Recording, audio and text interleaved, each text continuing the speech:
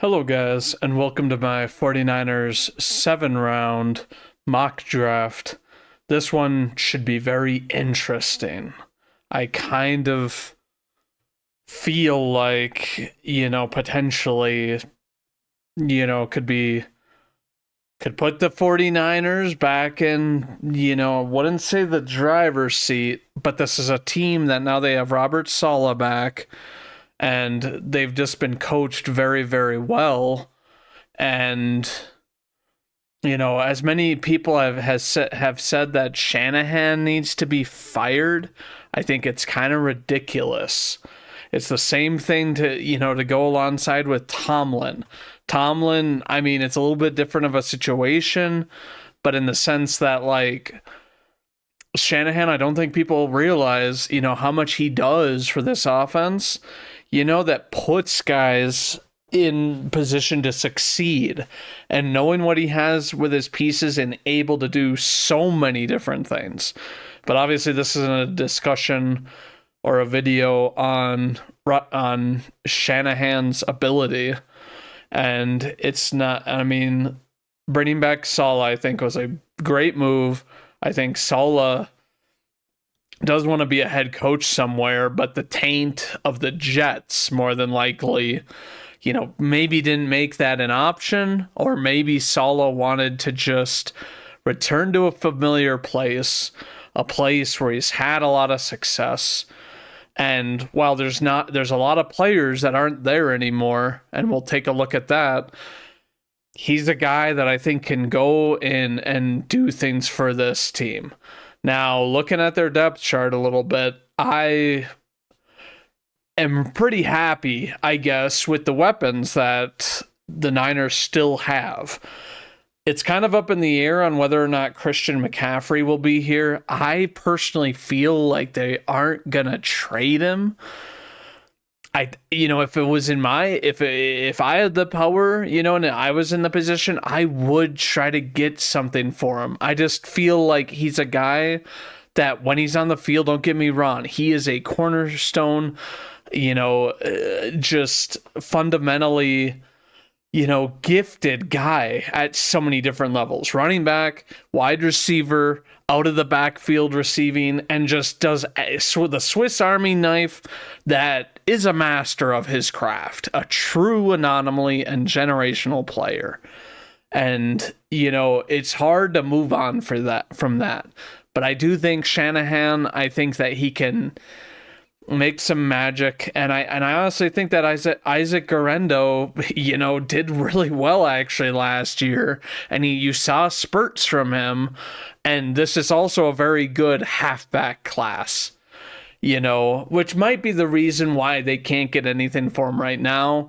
But my perspective on it is imagine there's some contending team, and they're like a running back short of making a serious run. I honestly think, and it might be a bit of a reach, I think you could get potentially a second, or maybe even, maybe it's a future second, because I do think that the draft will need to happen. And if they're trying to shop McCaffrey, then it's going to be post-draft, because like I said, there's a good amount of halfback talent in this class.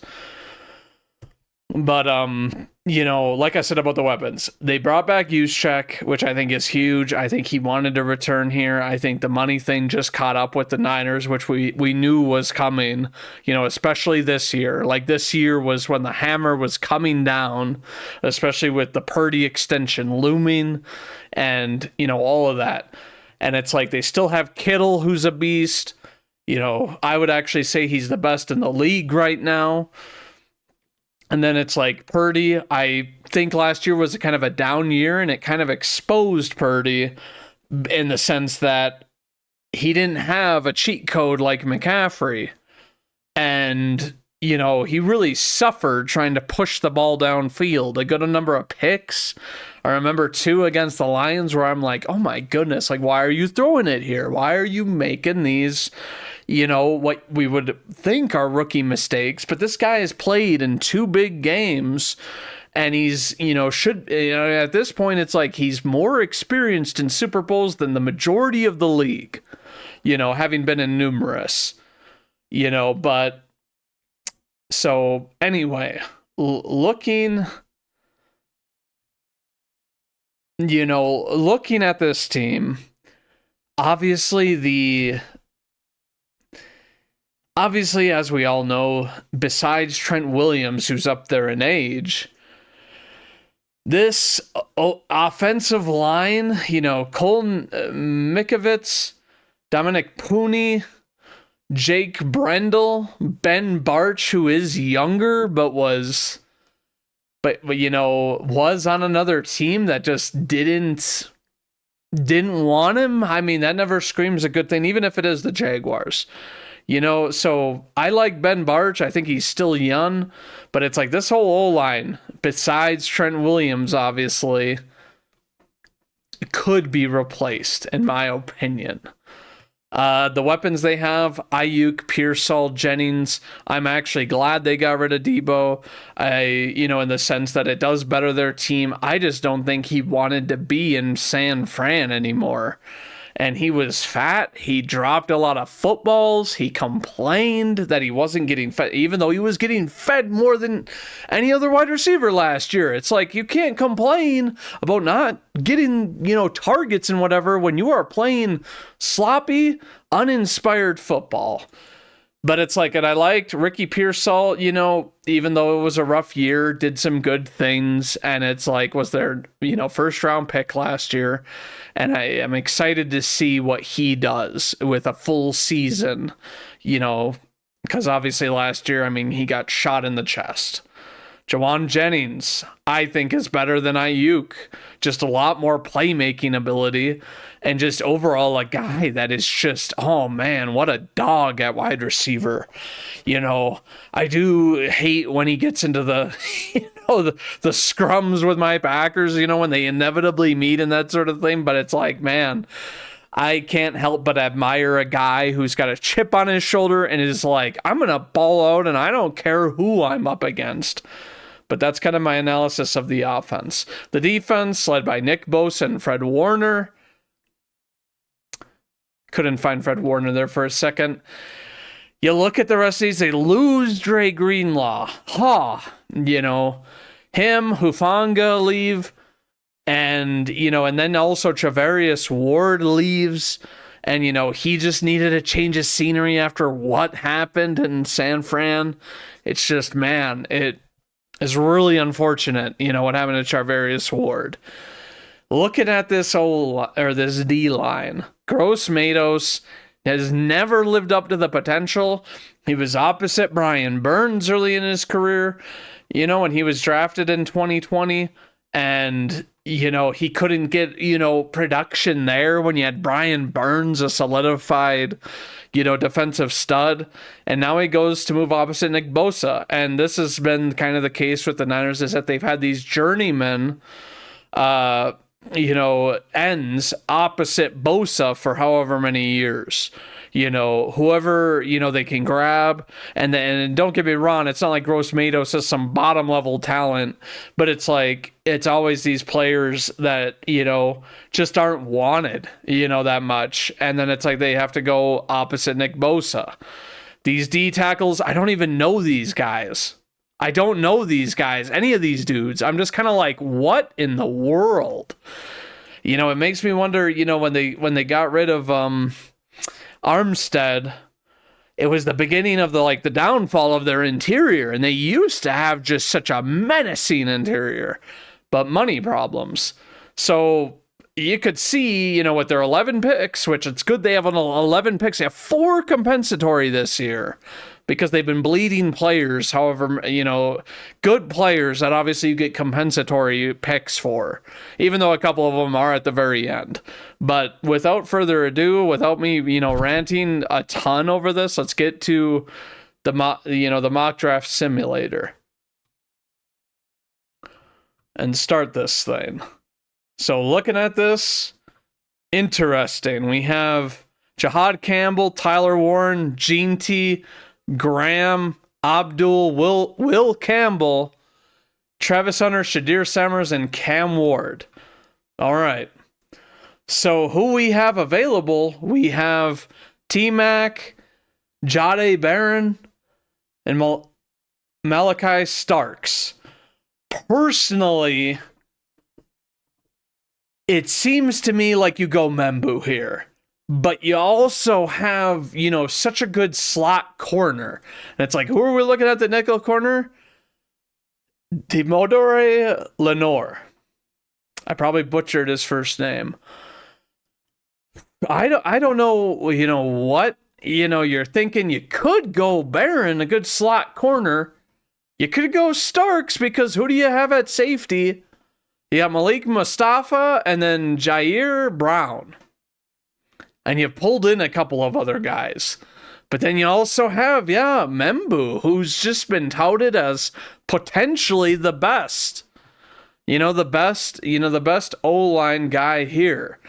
Who do we have there are guys who are, wait a minute. Oh, I guess Will Campbell did get drafted high.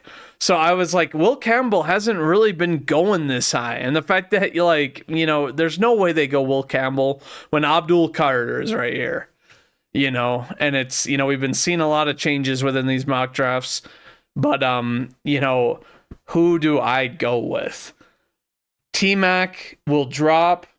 He definitely doesn't get drafted by them. I don't think that they're like, oh, we're desperate at wide receiver that we take one with our first pick. Jahdae Barron, very potential.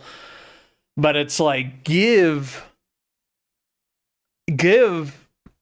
the biggest game changer here for defense. I think you do have to address defense here, even though Membu might be great. They could go him very likely, but I'm actually going to go Starks here. I think Starks is a guy that, hey, we bring this guy in and we have an electric leader who you can pair with Warner, and then you have three studs, Fred Warner, Bosa, and Starks, one at each level. And it's, and it's a very good thing. Moving on to pick 43. I actually see here, and it's weird, they don't say linebacker's really a need.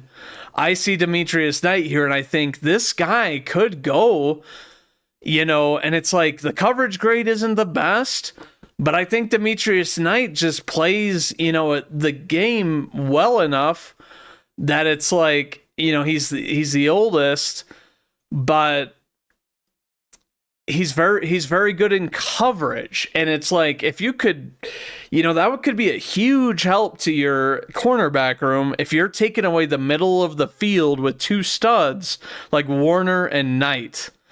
But I am going to look at some of these other guys. I honestly think that with the way that, with who Saleh's had, the last, couple of years or 2 or 3 years with the Jets, I think you could go Hairston. I think he's a guy that he's like a little bit on the lighter side. Siobhan Revel, could be a guy that you grab and is a big, tall guy, going to be 23, plenty of experience. And that's actually who we're going to take. We're going to take Revel here to address, the DB room, and that sort of thing. Now moving on, we do have a tackle. We have Trapilo right here, and then we have Mabau as well. And we're gonna look at these guys because we've drafted, we're to round 3 and we've drafted 2 defensive players, and we've got to address the O-line. They may not even wait, till the 3rd round to do this, but it's like, if you have good coaching, and I do think that they have good coaching on the O-line for the Niners.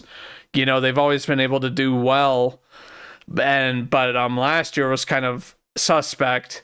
So pass block grade, okay, zone. I don't think this is our guy. I don't think we go Trapilo right here. Marcus Mabau, even worse. I don't see this guy going right here. And it's like, do we have any other guys that are like, hey, we can grab this dude? Not really. We don't really have anybody that's like in our range. You know what I do think we could go? I think Benjamin Morrison could be the guy. He drops down to this. Doesn't have the best grade, was injured last year, and obviously, outside, coverage, but he can definitely be a guy that is a big eight and is still fairly young, come in and plug and play, and you teach this guy. Even last year in minimal games, 3 forced incompletions, coverage stops, only 4 missed tackles, I guess, and then average depth of target, but I honestly think that looking at this guy, good production, and good, scrappy ball play that led to, low passer ratings the first 3 years. These are all passer ratings that, likely to decrease a little bit in the NFL, but I'm actually going to double down and we're going to draft this guy. And that's going to be the 2 DBs that we draft. Now moving on to round 3, we have a compensatory pick at the very edge. We do happen to have a guy, Tate Ratledge, here at guard that looks pretty sound. And it's like games played, he missed some time, but solid pass blocking and downhill power in the run game give him a chance to be a starter. He's obviously a little bit older, but he's of really, really good size. I know that Aaron Banks left and my Packers signed him. And then you look at this guy, he's not quite the same size, but he's similar. And it's like you could take a guy like this who it's like, obviously doesn't stand out statistically, but it's like only gave up 2 sacks in, what is that, like 2,000 snaps, over 3 years, and then it's like hits, a little bit worse, hurries, not bad at all. And, they definitely have a need at right guard, so I'm going to have them take this gentleman, Tate Ratledge. Moving on to round 4. I'm going to kind of go off the cuff here, and I'm going to say, so we have a safety, 2 DBs, and then a guard drafted. So it's like it would be nice to get a tackle, but we have a guy that, maybe, very elusive, very fast, but is a big guy. I don't know if Shanahan's the kind of guy that wants a really big dude. They got rid of, their power guy last year. But this guy looks in Mason. He moved on. But this guy looks like Damian Martinez looks like a very consistent guy. And I'm going to make this pick based on the fact that I think there is a good chance that they move on from McCaffrey. He's getting, McCaffrey is going to be 29, but,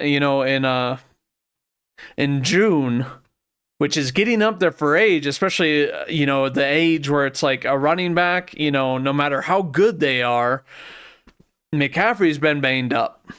And I honestly think that there is a good chance that they go with someone. And if a guy like Damian Martinez, who honestly just looks very solid to me, he's a big guy, but he's elusive, power, yards after contact. This guy looks like kind of a dream landing here in round 4. And against, some decent talent. But moving on to our 4th round compensatory pick, I'm kind of wondering, what do we do here? I see a couple edge players. I don't think Rashard Smith is the guy. Powell Ryland, like the name. Win rate's pretty good for a guy at the end of round 4. Good size, pass rusher size. And, could definitely be an outside, linebacker type of dude, that you plug in and you scheme to, that sort of thing as his run stop rate a little bit below what average is. But it's like a consistent guy that has played, pretty consistent football to get and to maybe evaluate and then be able to plug in on your defensive line and pass rush situations. Maybe not. I am going to look at some other guys here. Savion Jones, maybe good pass rush for this, point in the draft. Has played a lot also, bit younger, but is a bigger guy.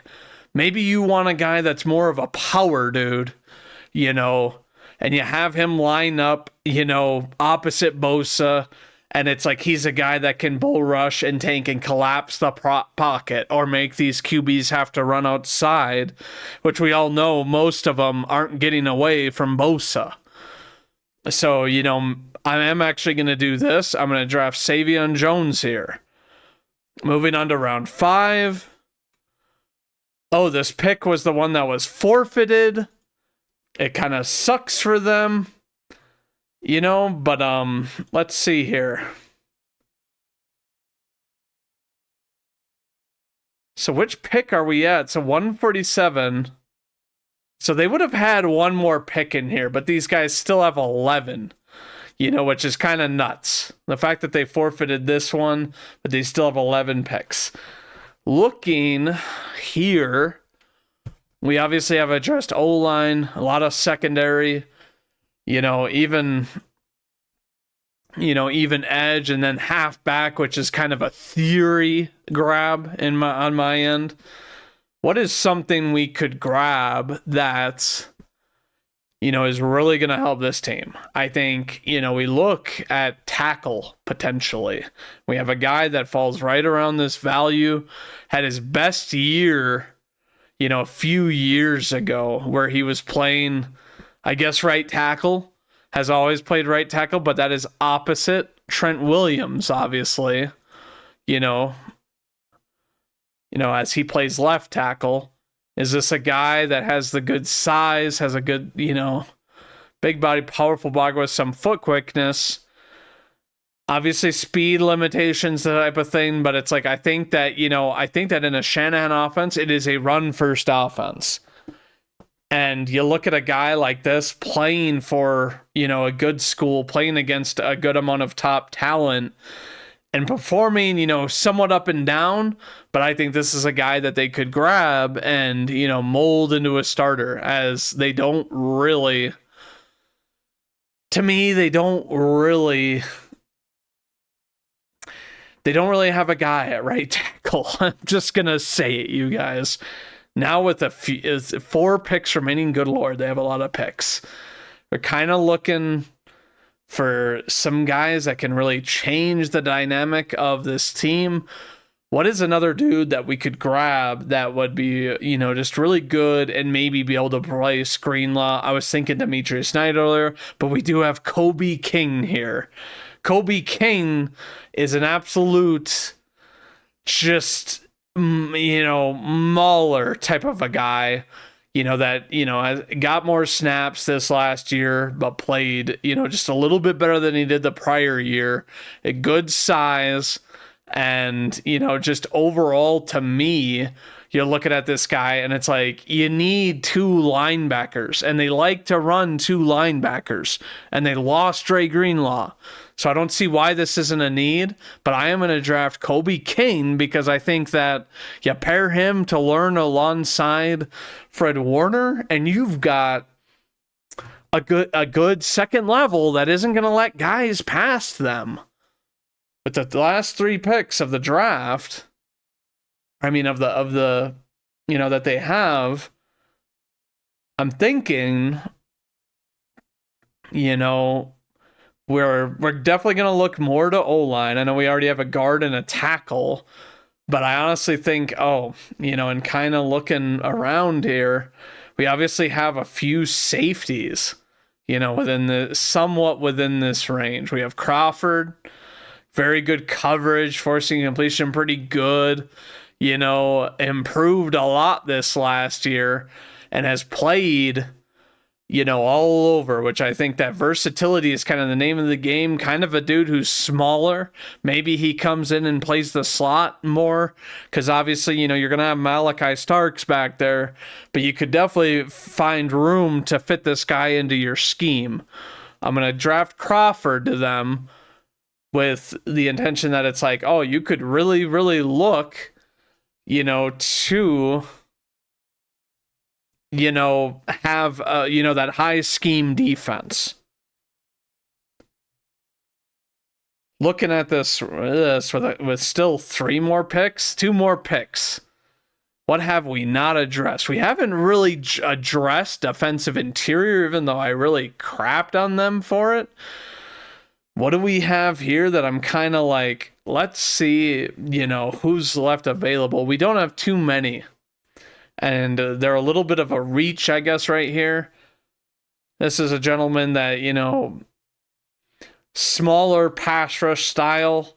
Thor Griffin, maybe of a size that they're like, hey, let's grab this guy. Has actually done really good grades and good run defense, but does have a decent pass rush. Almost 10% here, going to playing for the Cardinals.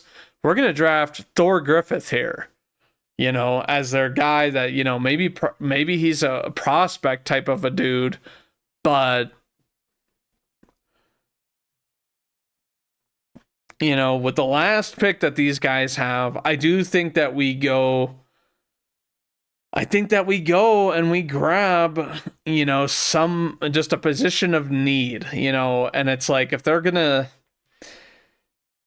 I actually, let me look at the wide receivers. I do think that injuries are a thing. They will want somebody. And oh my goodness, I'm not going to draft Rock Taylor again. I definitely think that Rock Taylor could find his way onto a roster and be a hidden gem. But let's look at some of these other guys. All right, we don't really have that much. Heck with it. I'm going to draft Rock Taylor to this team too, because I am a fan and I think he could be a sleeper sort of a pick. So interesting. So they give me crap because I don't draft T-Mac. I personally think that,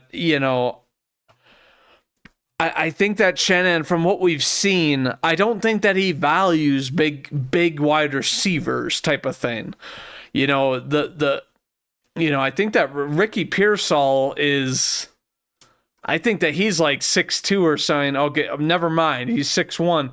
He's like their tallest wide receiver, or is Jennings their tallest? So it's like, is Jennings their tallest? So yeah, I mean, Jennings is their tallest. And it's like, is already a known jump ball guy. I don't think that T-Mac is necessarily the guy that's like, hey,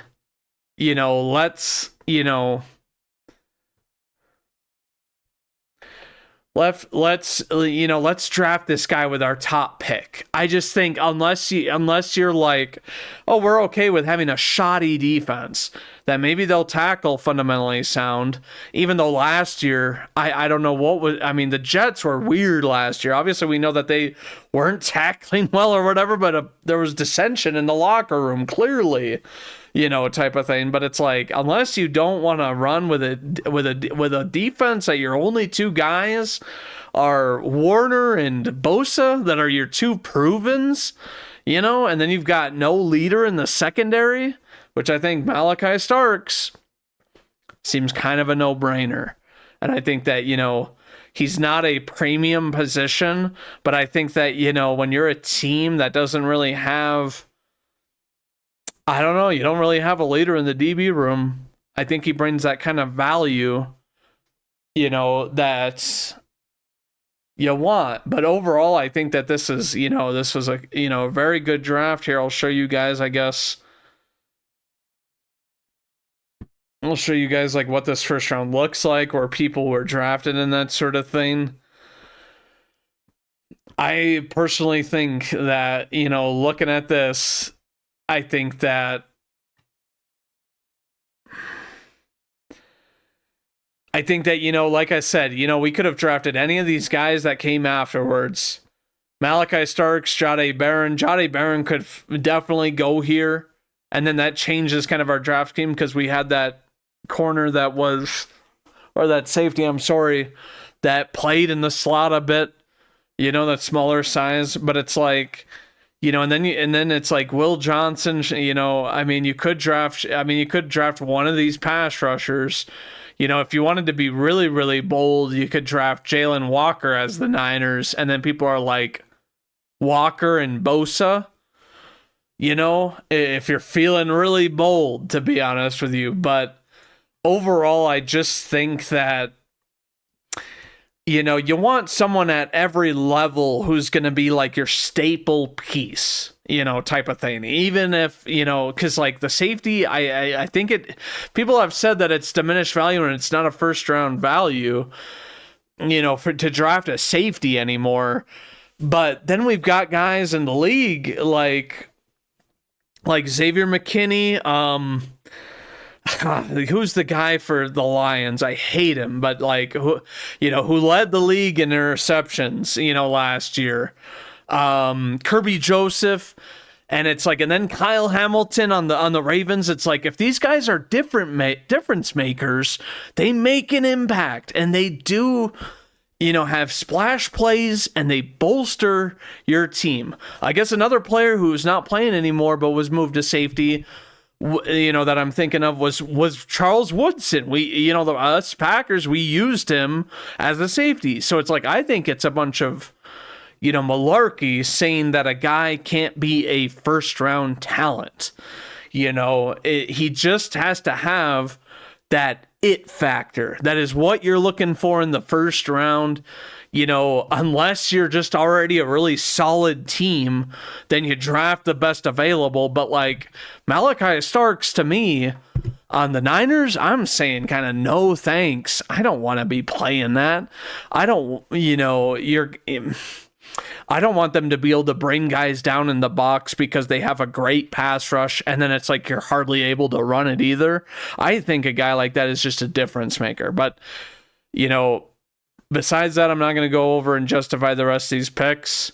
I think that, I'm justifying that just because they say it's a C+ here, you guys, but tell me what you think, of this draft and whether or not, it was any good. And, I'll see you guys tomorrow in the next video. But as always, go Pack Go.